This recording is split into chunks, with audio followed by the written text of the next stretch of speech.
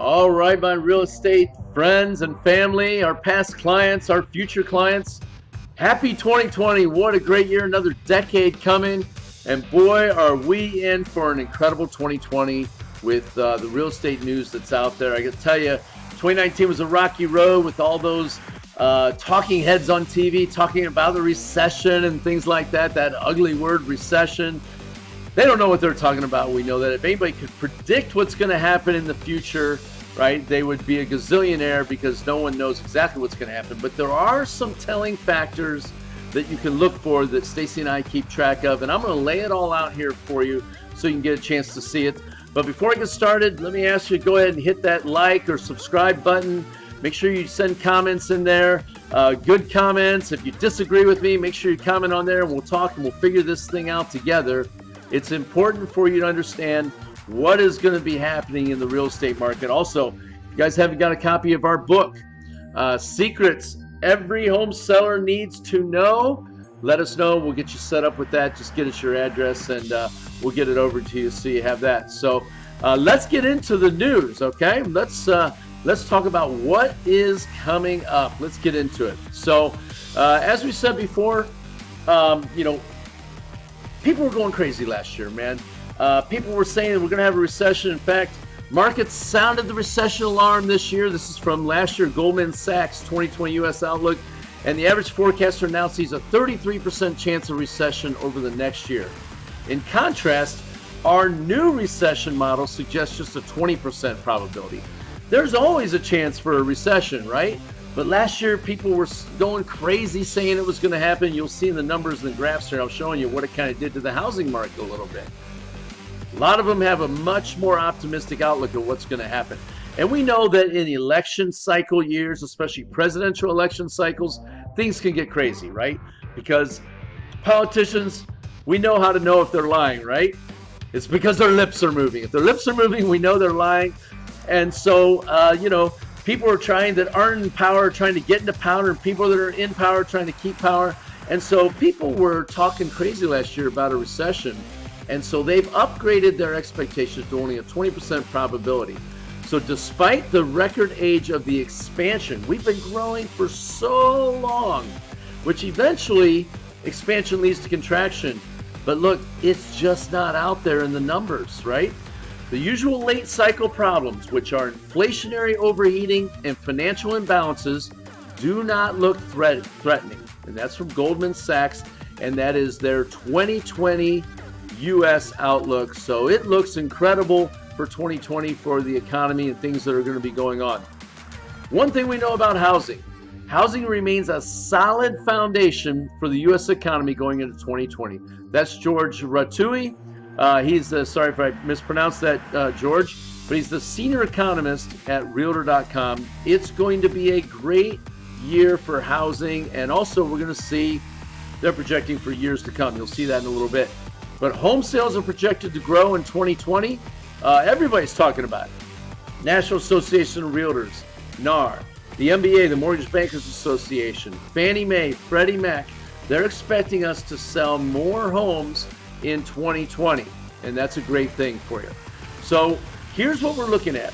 Mortgage rates are looking to be incredibly low. In fact, we expect mortgage rates to remain low over the next 2 years, not just 2020, but into 2021 also. That's Freddie Mac. They're saying averaging 3.8%. 3.8%. Some people are saying it get down under 3.5%. That's crazy. That is free money, folks. Get out. If you haven't bought a house, if you millennials are out there listening right now, look, you don't have the life experience of remembering when mortgage rates were 17 and 18%. Look, anything below 8 is good. We're talking about rates under 4.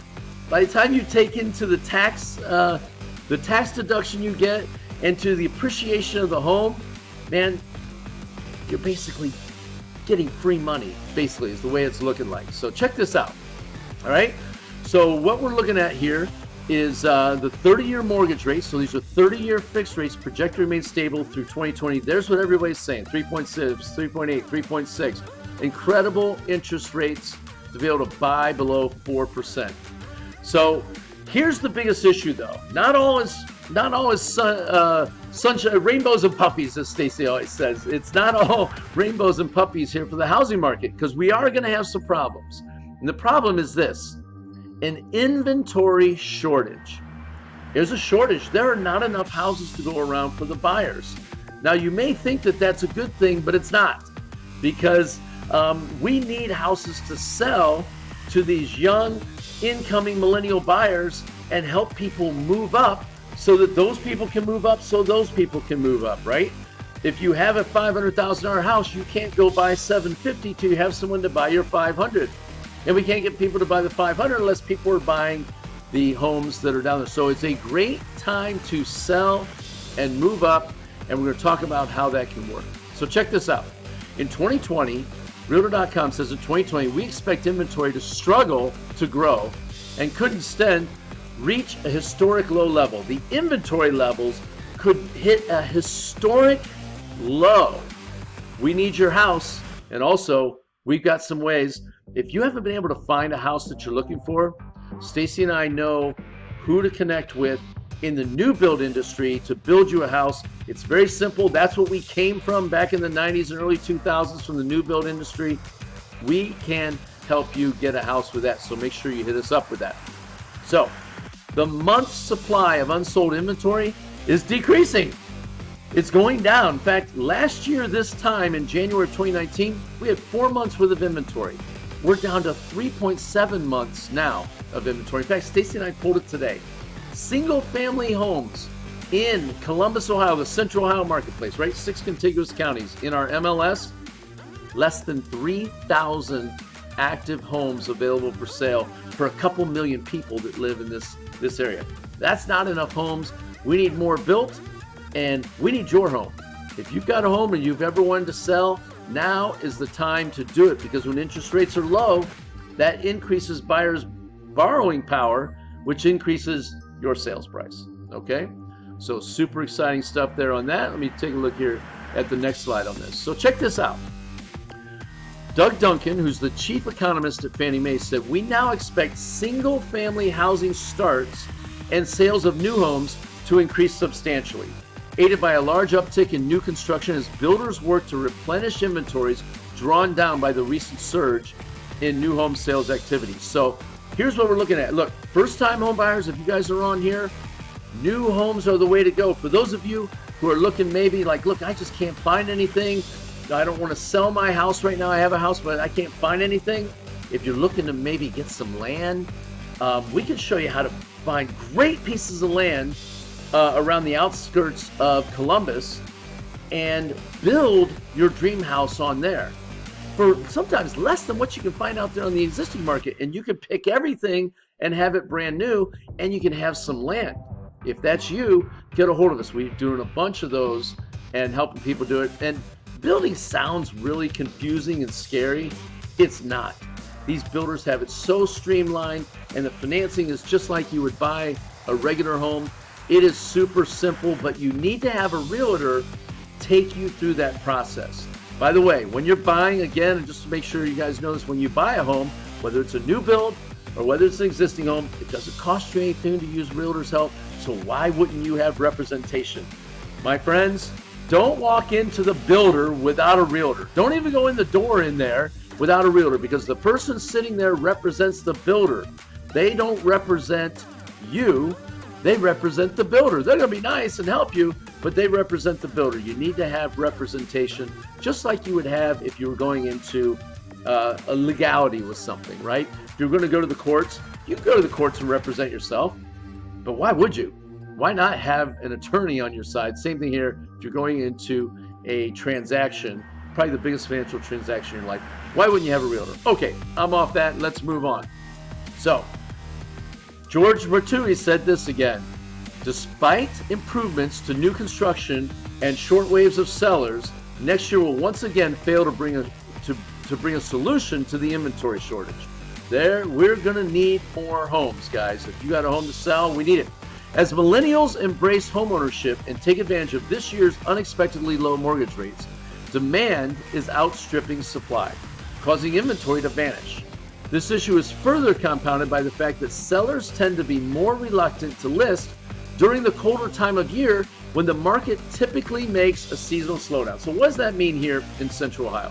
Typically, when there's a foot or 2 foot of snow on the ground, things slow down, right? Everybody hunkers down at home. It's freezing cold outside. No one wants to go. And so sellers really don't want to list their home. They all want to wait for the, I'm using hashtags here, the spring market, right? They want to wait and sell then. Here's why that could be a huge mistake. First of all, the weather's incredible. Whether it's global warming, whatever it is, I don't know what it is, but it was 70 degrees yesterday. It snowed one time so far this year. We're middle of January, guys. We're literally counting down 6 weeks until spring, less than 6 weeks. And we've had one snowfall. That's it.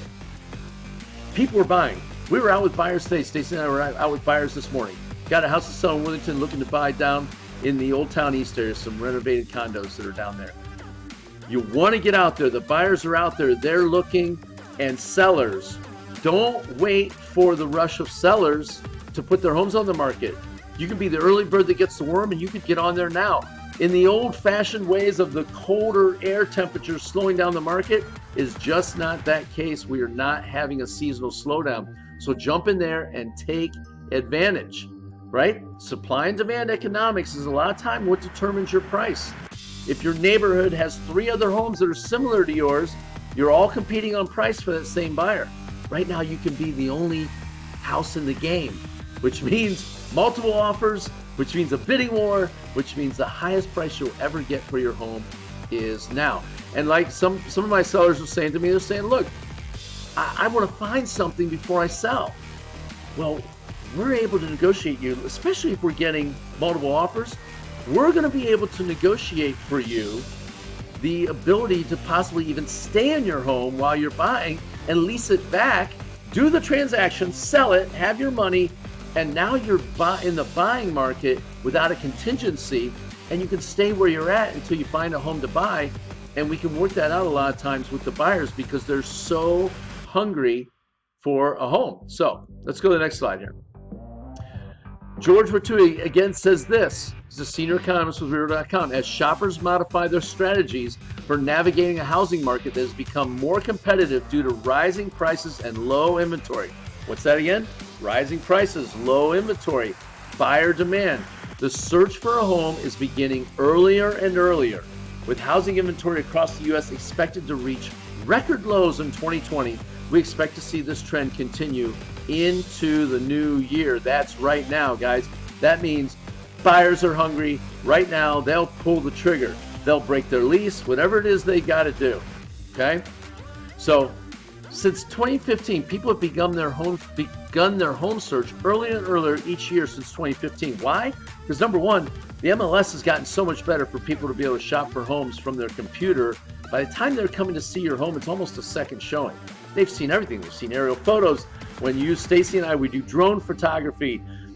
We've got the photographer, professional photographer comes through there. We've got the fly-through Matterport that comes through that does the virtual reality. They've already actually seen your home. By the time they get there, it's a second showing and they're ready to pull the trigger. January of 2019 fell just 1% behind February for the highest number of views per listing. Just 1% behind. It was right behind February. So waiting to February could be an issue for you. In fact, in 20% of the large markets, January was the highest number of listing views in 2019. That means a year ago, the most views that happened on homes occurred in January because buyers are out there looking. They're trying to be the early bird gets the worm. So don't miss this opportunity and this change in a decades-long trend of the winter slowdown. It's just not happening. We're not seeing it. In fact, ShowingTime's latest report shows another increase in buyer traffic. So what did they say? The nation's 12.6% growth in home showings compared to that of 2018 was the most significant jump in buyer traffic during the current 4-month streak of year-over-year increases. The West region saw the greatest, and the Midwest saw the least, but 7.1%. Here's what I want you to know about these national numbers. Columbus is different than that. Like some of the national numbers there in the Midwest are dragged down by cities like Cincinnati and Cleveland, right? That have people exiting and leaving. we have people coming in. Columbus is way above that amount, and we'll take a look at some of those stats a little bit later, some local stats. Those are national stats. So here's what Frank Martell, the president and CEO of CoreLogic, said. He said, we expect home prices to rise at least another 5% over the next 12 months. So what's that mean? That means if you have a $100,000 house, you can expect it to rise by $5,000. If you have a $200,000 house, it could rise by $10,000, and you get the idea. $300,000 house would be $15,000. That is great, solid appreciation. For those of you who have a little bit of panic and you're like, oh, is this a 2008? No, the answer is absolutely not a 2008. None of the indicators are there for that, and I'll show you why here in a little bit. Home values are projected to continue to appreciate through 2020. Every single report, we don't have one naysayer in there projecting the fact that it's we're gonna go down. Not even just we're not gonna have flat appreciation, like not losing value. Everybody's projecting going up in values, and I don't see anything different than that myself. In fact, those numbers are gonna be way bigger than what we see, are gonna be bigger than that in Columbus. So here's what we got: the home price expectation survey. Okay, the projected mean percentage appreciation will drop initially and then grow for the next few years. So here's what I want you to see when you see that. 2020, they're expecting to grow by 2.8. That's across the entire country again. And then a little dip in 2021 to 2.3. That means it's still going up by 2.3%, but just not as much as 2.8. And then to continue to grow over the next 5 years. And folks, Columbus, Ohio, Central Ohio will be better than that, as we have Facebook and Google and everybody else buying into here, and all the big banks and things that are happening. Columbus is growing, and it's going to continue to do that. So what's that mean to you as your buyer? Maybe you're a millennial who's watching this. You've never bought a home before, and you're thinking, you know what? I'll just rent. Look, we know a lot of you are waiting around, and that's okay. The average age has climbed to 33 years old for the average age buying their first house now.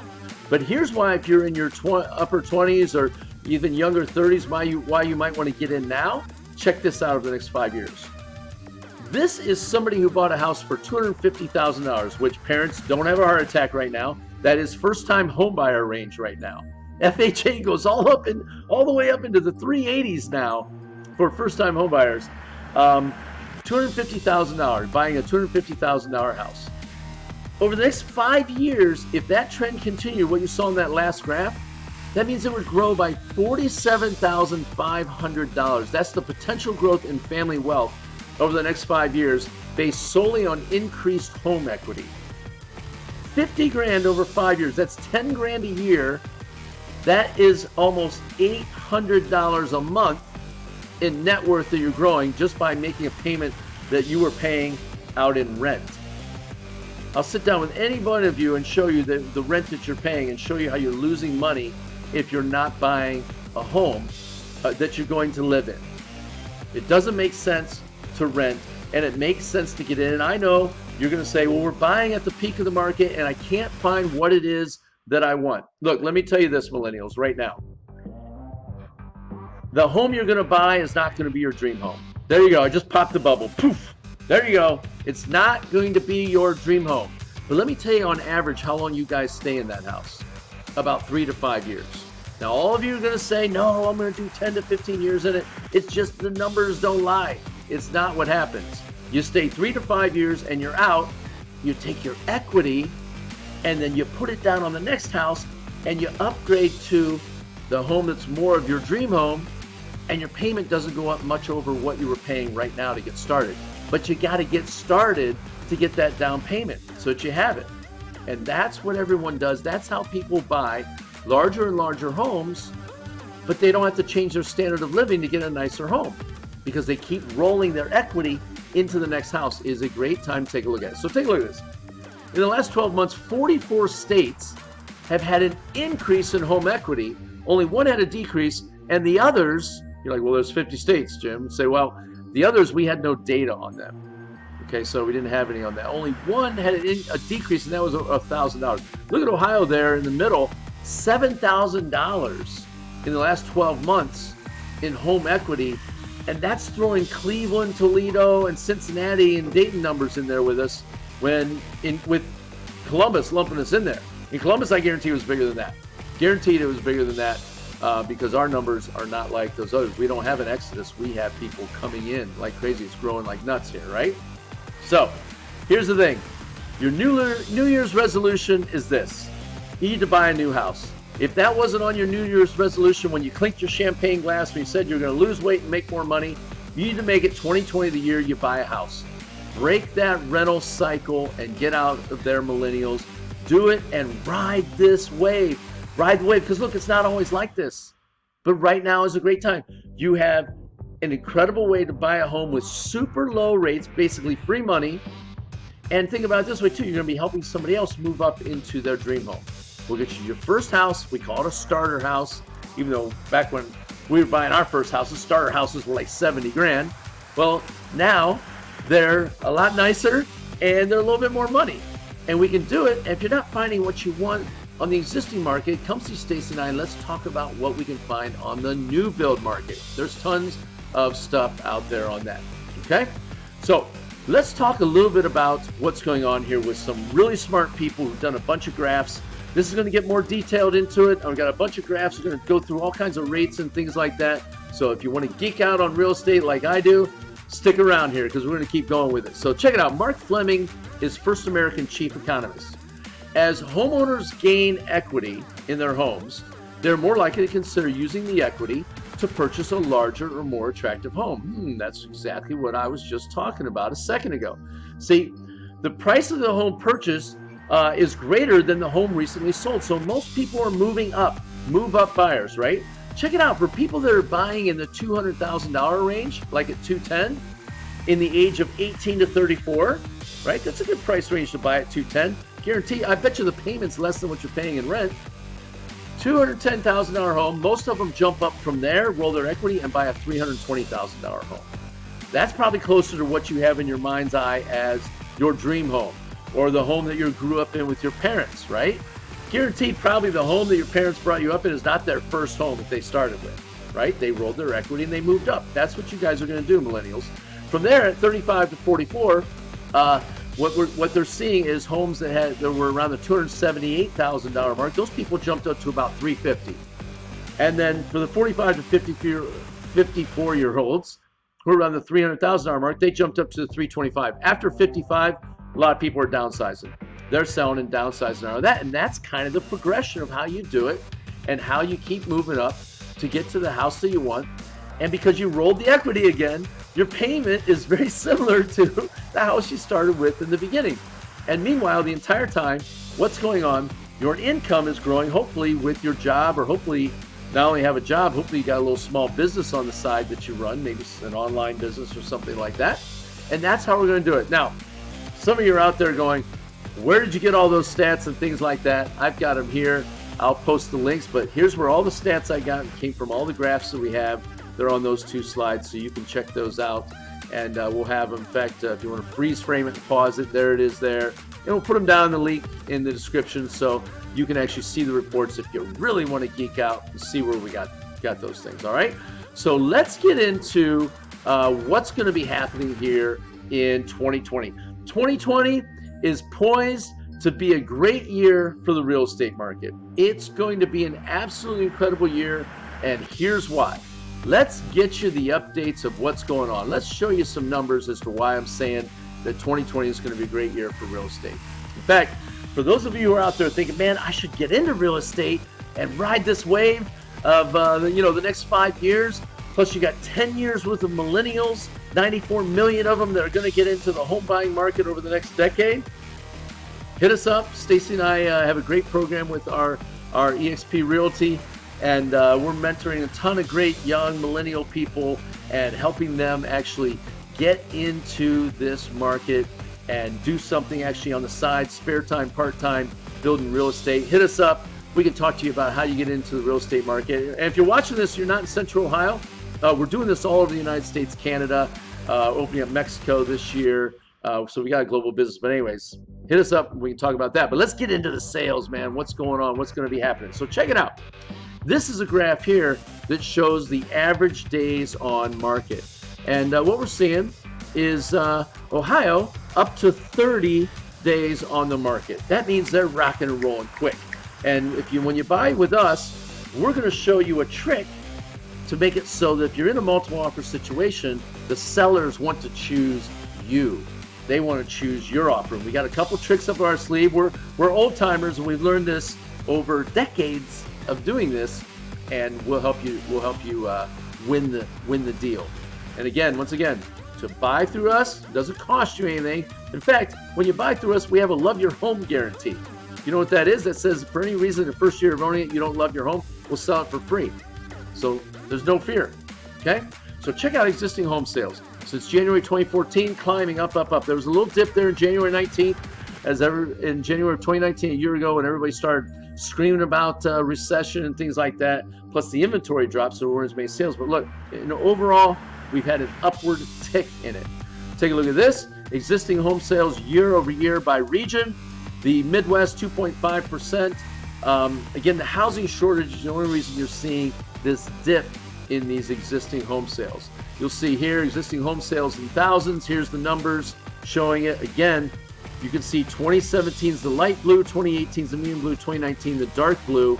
What you're seeing again is inventory decrease as homes were selling in the thousands. New home sales in thousands, again, going up. You can see that. Look at 2019.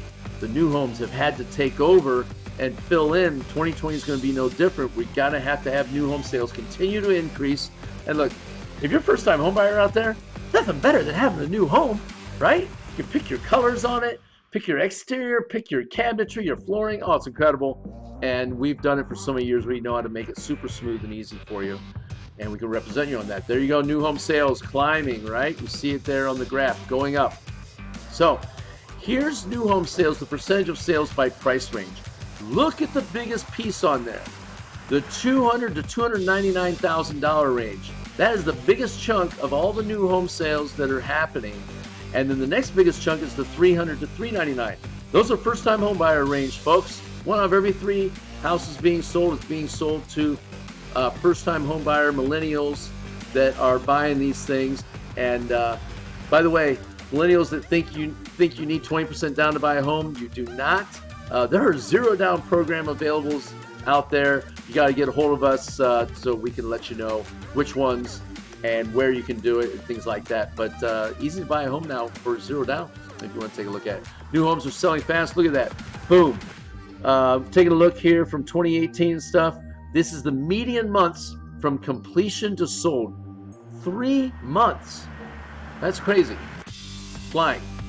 Total home sales in thousands. Giant numbers. Just huge numbers. And then pending home sales since 2014.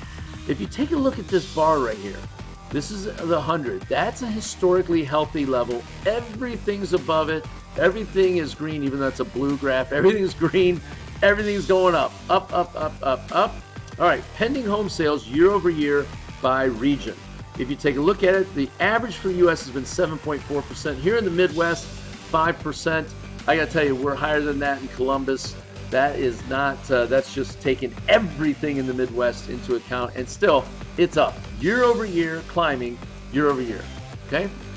Percentage of distressed property sales. People hit us up all the time and say, hey, can you get me a deal on a property that's foreclosing or something like that? Take a look at this.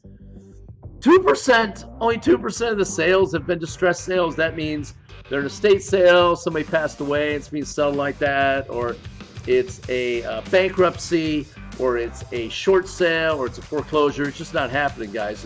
And you know, Stacy and I were the premier short sale agents, or you may not know this, but we were the premier short sale agents back during the short sale time frame. That's all we did back in the day, back when 1 out of every 4 sales, 1 out of every 3 sales was a distressed property. We still get them now and then, but not very often. But if you do happen to know, this is my commercial on here, if you do happen to know somebody who is in trouble, upside down, like something really bad happened in their life, medical or divorce or lost their job, and they can't get rid of their home because they just bought it and they're upside down in it, we can help them get out of it, not have to pay the upside down part in the house, and they don't even have to pay real estate commissions. It's a really great program. We perfected it over a decade ago, and we can help them still with it. We actually did a couple in 2019. Okay, so what about home prices? What's going to be happening with home prices? Let's get in there and talk about what's going on with home prices. We saw it a little bit before, but existing home prices year over year by region, the Midwest averaging 6%, Columbus coming even a little higher than that, especially depending on what part of Columbus you're in. Pretty amazing. You'll see this percent and change in sales from last year by price range. Look at the $0 to $100,000 range. It's down 16%. Now that's not because nobody wants those. It's because there aren't any to sell, right? Those type of first-time home buyer, they just don't exist out there. The $100 to $250,000 range is down by 3.5%. And again, lack of inventory, not because of lack of buyers, guys. Lack of inventory. We need more inventory. We need homes to be built, and we also need those of you who are sitting on them out there. It's a good time to sell them. Good time to sell them right now. Okay. Case-Shiller gives you year-over-year price changes where it's been from 2012. That huge spike you see on there from 2012 going up, that's because we were coming out of a huge crash. So you see a big, huge mountain spike going up there, but that's just because we had crashed so hard in 08 and 09 and tons of inventory. The prices bottomed out, and so they took a huge increase coming up, and then started to slow down as things started to stabilize, and here we are, year-over-year price changes, and you're seeing it right here leveling out in 2019 and getting back to something that's more normal.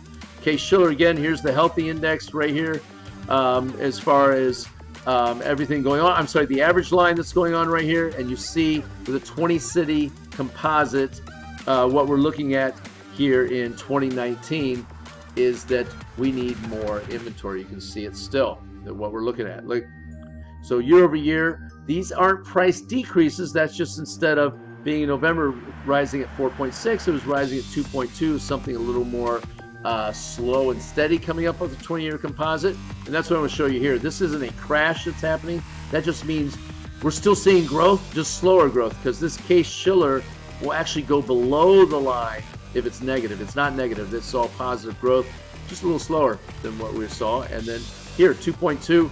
That's a great rate of growth and price change going per month, right? 2.2% a month going up. That's nice, slow and steady growth.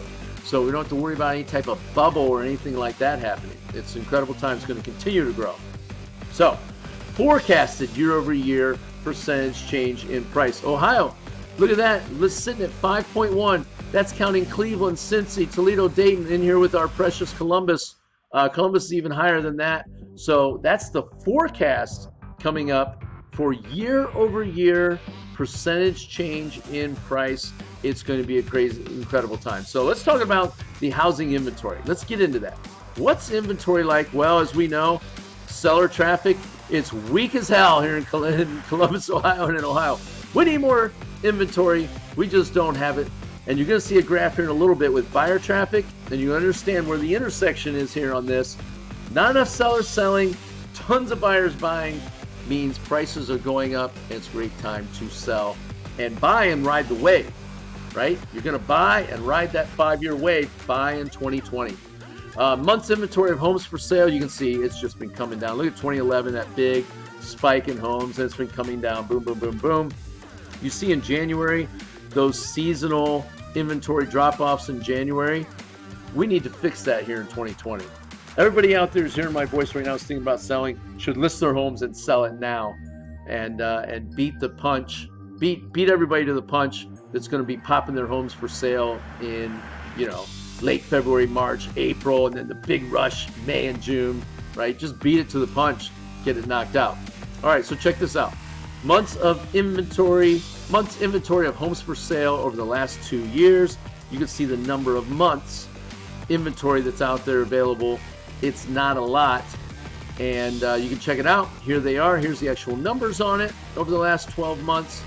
Right now, 3.7 months worth of inventory. That means if nobody else listed their homes at the current rate of sales, we have 3.7 months before every home in the place will be sold. That's even less here in Columbus, Ohio. That's taking a national average. Those are national numbers, and I'll be doing a video about local numbers, what's going on here a little bit later. And I'll have the link below so you can link to it. But year over year inventory levels, these are inventory spikes. These are inventory decreases. This is an inventory spike again in January 2019, and then all of a sudden, boom, it dropped off as people realized, oh, wow, the real estate market isn't going to crash and we're not going to have a recession. The stock market went over 29,000 the other day, and there is zero sign of it slowing down, right? We had some unrest in the Middle East, and literally it got negotiated out in a couple hours, and the stock market climbed over 29,000, a record high, and it doesn't look like it's going to slow down. It's crazy. Incredible time. Housing supply year over year looks so it increased a little bit, the supply, and then down it went. Okay, in the last 12 months we see it crashing, and that's nationally. Columbus is even a little different. New home inventory, months supply. So in 2018 we saw month supply of new home inventory kind of go up a little bit, and then we're seeing though in 2019 that's come down, and I think it's going to continue to come down in 2020, and we'll see that. But there's some good choices out there. There's actually some new builds that are done that you can walk right into and step right into and close on them in 30 days, and they're doing some really incredible stuff on those. And like I said, hit us up. We know all the builders. There's 36 of them. So you probably, if you're out there watching, you probably can name off 2 or 3. We know them all. We know all the sales reps. We know all the management that's there. That's what comes from this gray color. This is a this is wisdom hair, is what we call this. So let's check this out. So new home inventory, the supply has been coming down over the last 12 months, right? Okay, so what do we see? Sellers, not enough new homes. Let's talk about the buyers. Let's talk about the buyer demand. What have we got here for buyer demand? Well, foot traffic is an indication of future sales. And as you see, everything on this graph is above. It's all in the increasing mode, none of it going down below the graph. And if you take a look over the last 12 months, there's the foot traffic up. Everything's been up. And then this shows you the difference between 2018 and 2019 as far as what's going on in the different months in the foot traffic. It's an indicator of future sales. What it's saying, excuse me, I'll take a drink of my Starbucks. What it's saying is that sales are going to continue to climb. Tons of foot traffic. Buyer traffic here is strong in Ohio, is what that says. Strong, and you see a bunch of strong all over the states. So what about interest rates? What are interest rates going to do? Well, we talked about it a little bit earlier, but let's get into it here. Interest rates are going down. They were going down. They climbed there for a little bit. I mean, still, they were incredible back then when they still did. But look at them now. Down. That's what we're seeing. In fact, that's what our forecast is for rates to continue to go down. Rates in the 3s. Are you kidding me? In fact, just for you millennials out there to know, my first house I bought with 8. My parents told me I got a great rate when I got the 8% back then when I got that. And because they said they bought theirs at 14. And the people before them had bought it at credit card interest rates 17, 18%. So 3%, it's crazy. It's less than half of what I paid for my first one, and it was an incredible rate. So you can do that. So mortgage rate projections, check it out. Freddie Mac, Fannie Mae. For those of you who don't know it, those are the quasi-government entities that put out rates for people to buy homes, right? Lend money for that. The Mortgage Bankers Association, NAR, is National Association of Realtors. They're predicting the rates to stay around 3 3/4. Some rumors have them going to 3.5. But 3 3/4 is incredible. If you get a chance to lock your rate in at 3 3/4, don't miss it. I think it's not even going to start with a 4. So check it out. Here's what they say is the actual. Here's what they're projecting for the rates to be coming in. Under 4% for 2020. And those are really smart people who've been doing this a really long time, who are really good at checking it out. There we go. Rates, where they've been, where are they going? Below 4. It's going to be unbelievable. Incredible for you. And by the way, we can figure it out for you. We've got all kinds of lender partners that can sit down and first of all can help see if you qualify. And that's what we're talking about next, actually, is mortgage credit availability. What type of credit is available? How hard is it to buy a home? Do you have to have good credit? Yes, but you don't have to have perfect credit. Look, it is a misnomer, and you're going to see here on the charts here in the next, that you have to have perfect credit to buy a house. You don't. You don't. It's not a big risk for a bank to lend you money on a house. It's a bigger risk for them to lend you money to buy or lease a car. Why? Because you could take the car and go to Canada or Mexico with it, or you could crash it and not pay them. A house, it doesn't go anywhere. They're going to have the insurance on it, so if you did set it on fire or something, they'd get it. So they're really not at risk. And houses aren't going down in value right now, so for them to lend you money, for some reason something happened, they're not going to lose money on the house. So they're making credit very, very available. You're going to see that here coming up in a second. As I was saying before, Stacy and I have lender partners that can help with you as far as getting you not just pre-qualified, but pre-approved. And if you do have some bumps and bruises we need to fix, they can help you work on it. In fact, for those of you out there who need credit repair, like you know it, you're like, look, Jim, I know it. I had this happen. I had a bankruptcy. I had this. I had that. I got mortgage credit repair specialists that will repair your credit. And if you go through the program, repair their credit, and buy their house through us, we'll reimburse you for the cost of your credit repair. So what does that mean? That means if you get your credit fixed, buy the house with us, and you had to pay to get your credit fixed, right? And then you buy the house through us, and we reimburse you for that. We helped you buy a house and paid for to fix your credit. I don't know where you can get a better deal than that, okay?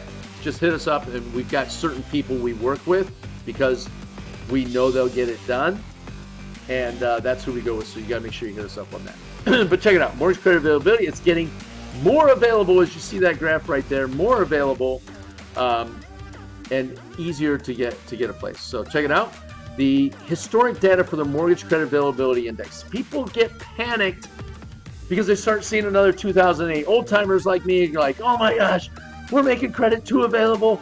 We're going to have another 2008 mortgage meltdown and crash. Here is why that's not the case. First of all, there's no bubble.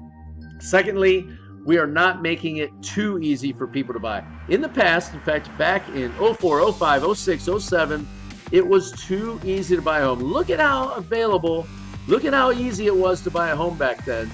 The mortgage credit availability was available to everyone. In fact, just if you guys want to laugh, we had a loan back then we called a liar's loan. A liar's loan. You didn't have to provide proof of your income. You didn't have to provide proof of your employment. You didn't have to provide proof of anything. We called them ninja loans. No income, no job, no assets. And you could just come in and say what it is that you made, pay a little higher rate, and they'd give you a mortgage on your home. You didn't have to prove a darn thing. And we had lots of people that lied. That was way back then, 04, 05, 06. Fortunately, those days are over. Not everyone should have a home. And back then, we made it available to anyone. You could have two kids working at McDonald's, and they could say, we make $100,000 a year.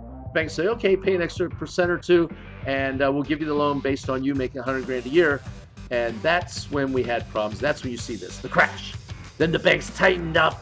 They made it really difficult and super hard in through here to get mortgages, and it kind of hurt the market. And so they started making it a little easier. They eased it a little bit at a time, but we're nowhere near where that is there. So don't anybody who's watching this panic going, darn, banks are going to crash us again. Not going to happen.